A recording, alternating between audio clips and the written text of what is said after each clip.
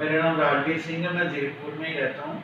तो मुझे acid reflux के कारण कफ़ का बहुत ज़्यादा प्रॉब्लम था कि इनफैक्ट सीवियर कफ़ मुझे रात को जब मैं सोता था बहुत गहरी नींद में, तो उसमें सीवियर कफ़ स्टार्ट हो जाता था और उसमें इनफैक्ट ब्लड तक मेरे आता था, तो मैं बहुत रात को मेरी नींद डिस्टर्ब रहती थी।